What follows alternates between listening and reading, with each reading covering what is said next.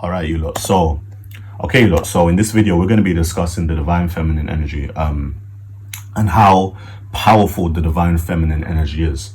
So firstly, when we're talking about the divine feminine energy, we need to understand the divine feminine energy was the birth of creation. So everything in creation came from the divine feminine energy. The divine feminine energy is what created, energy and existence itself. Even Mother Earth itself is, a representation and a reflection of the divine feminine energy.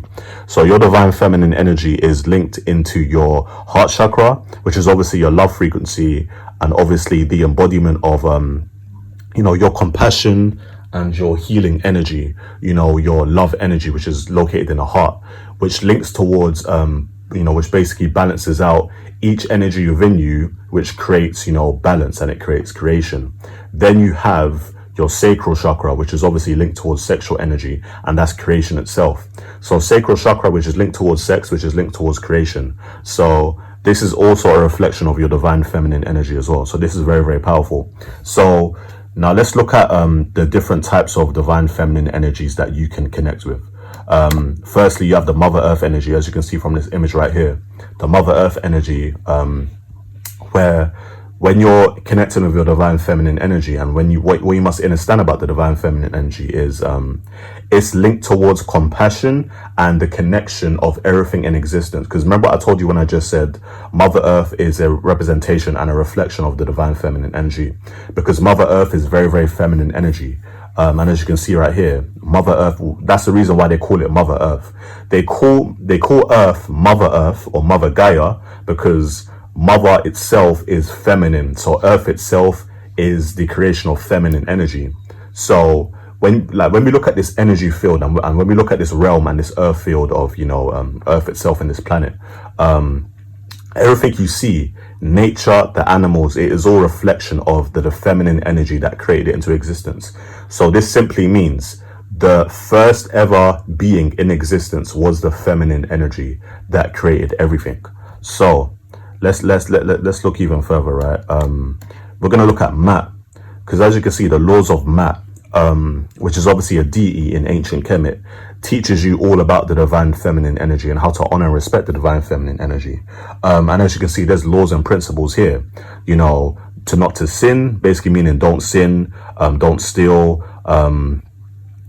treat everyone with love and respect, which is always basically the orders of the divine feminine energy, and to follow the laws and the orders of the divine feminine energy, which once again goes to show you how powerful this really is. Now, as you can see right here, let's go even further. Let's go to the sacred geometry of, when we look at the 528 frequency, the 528 frequency itself is a other reflection of the divine feminine energy as well, because the 528 frequency is located in your heart chakra, because this is the love frequency. And obviously we know the love frequency is very, very feminine, which also the masculine possesses the feminine energy with the love frequency as well. So the masculine and the feminine are all linked together with the divine feminine energy as well. So it goes very, very deeply. For example, this one right here, in this particular example right here, right? We're going to be talking about the womb, and how powerful the womb is, and how, the womb is a source and a portal of creation. So as a woman, when you have a womb, you have a portal that's to creation. So basically you have an energy that can create anything. So your womb obviously stores DNA, energies, frequencies, and life, because like I said, the womb is literally the portal to life. So this clearly goes to show that the divine feminine energy is literally the creation of life itself. So this is the start of life. As you can see, it teaches you all about the sacral chakra, which is what I was talking about. Your sacral chakra, which is linked towards your sexual energy, is also a representation of the divine feminine energy as well. So it goes very, very deeply. And as you can see right here, we're going to be talking about this deity right here. This deity right here, which is obviously Sekhmet. Now, what you must know about Sekhmet, right, is Sekhmet is an example of sacred rage within the divine feminine energy, because like I said, the divine feminine energy does hold dark energy as well, but this is a good version of dark. The divine feminine energy, which is obviously holds the dark energy, which obviously represents, the rage and the anger and basically, the wanting of, change and order, which is also links towards Sekhmet. Sekhmet is a representation of divine feminine rage within you. So each woman has the divine feminine rage within her, which, it shows everywhere. Now, let me see if I can find more examples, right? Because I have many, many examples I can show you. So right here, as you can see, right, we just have to scroll up. You just have to scroll up. And as you can see right here, so when we're talking about the womb and how powerful the womb is, as you can see, the portal to creation right here, literally a portal to creation. And that, as you can look closely, right, if you can really, really zoom in, you can see it looks like a hand signature. When you're meditating, it looks like a hand signature, which is also the symbol of the divine feminine energy as well, which is the symbol of creation. And this hand signature is a representation of meditation. When you're meditating, you sometimes do this hand signature right here.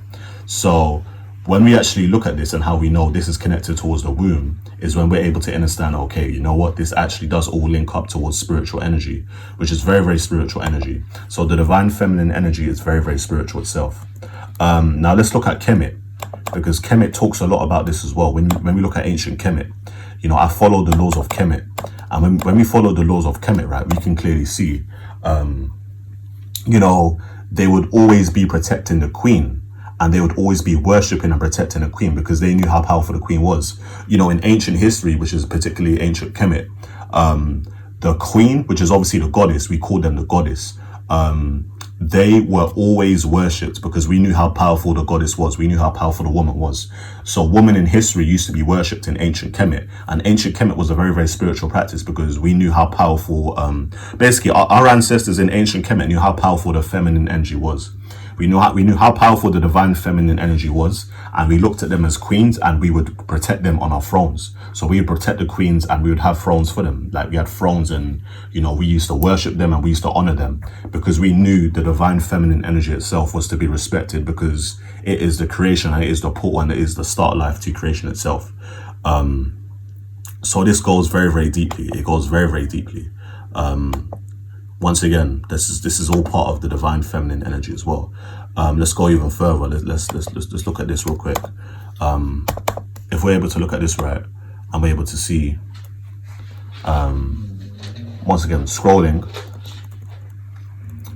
and you can see, for example, Sekhmet as well. Another example of Sekhmet right here. Sekhmet, she knew how powerful it was. The sun disk, the red line, the goddess. As you can see, the Eye of Ra. Now, obviously, we know the Eye of Ra, which is obviously Ra itself from Kemet. Ra from Kemet represented divine feminine energy as well, because Ra is a representation of the balance of the divine masculine and the divine feminine. But Ra came into existence as obviously a woman at first, because Ra is a representation of woman energy. Now, when we actually see, right, because when we actually really, really look and we see just how powerful Ra is, Ra knew all about, ancient connections. All about ancient connections, Ra knew. So yeah, all of this represents, the divine feminine energy as well. This all came into existence. All of everything we see in this realm is a representation of the divine feminine energy. So the best way to connect with your divine feminine energy is obviously connected with nature, because when you're able to connect with nature, right, because obviously we know the power of nature, right? So when we're able to connect with nature, we know how powerful connected with nature is. We knew exactly how powerful connecting with nature is, because nature, right here, when you connect with nature, you are connecting with your heart chakra, and you are connecting with your sacral chakra, and this is when this is when everything starts to balance out. So when you are connecting with nature, through channeling your divine feminine energy, right? Connecting with nature is the best way to open your divine feminine energy, because you are connecting back with source. You are connecting back with the love frequency. So yeah, there we go.